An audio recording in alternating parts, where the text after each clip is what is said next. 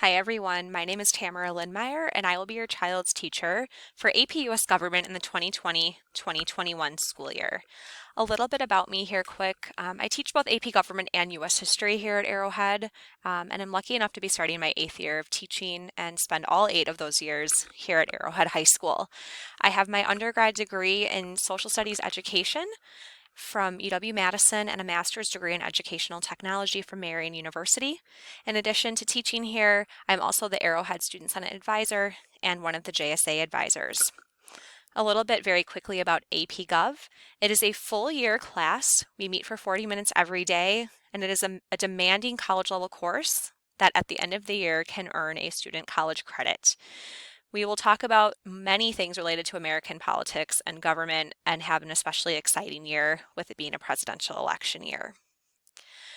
Just so that you have this in the back of your mind, you can put it in the calendar. The exam date for this year's AP Government exam is Monday, May 3rd, 2021.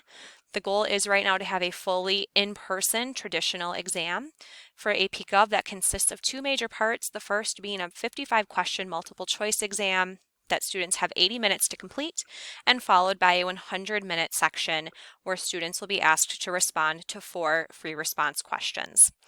With the AP exam, a score is awarded on a 5-point scale, and most colleges will grant credit for a score of 3 or higher.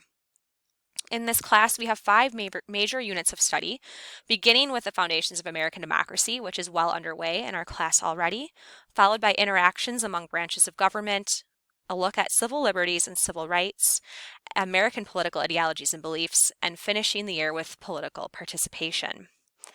In this class, the grade is a standard A, B, C, D, F scale with 100 to 90% being an A, 89 to 80 being a B, and so on and so forth. There are 2 major categories of grading in this class, the first being a summative category weighted at 70% of the overall grade, which will include chapter quizzes, which are open note, unit tests, and then graded writing or free response questions. The other 30% comes from formative grades in the forms of homework, in-class assignments, practice writing, and smaller projects. Semester exams will be 15% of the student's final grade. For virtual learning, I want to highlight some of the ways that we have adjusted for hybrid learning this year, accommodating learners who are learning virtually at home, first quarter, maybe longer, and students who also may end up having to quarantine.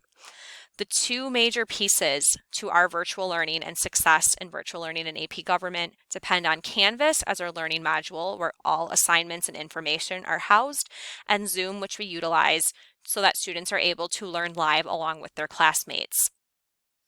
When we have virtual learning, a student is able to find all that they will need right on our Canvas page, including the daily agenda and homework and all work and materials that they will need, everything linked under Canvas and always uploaded and posted by 7:15 a.m. each morning.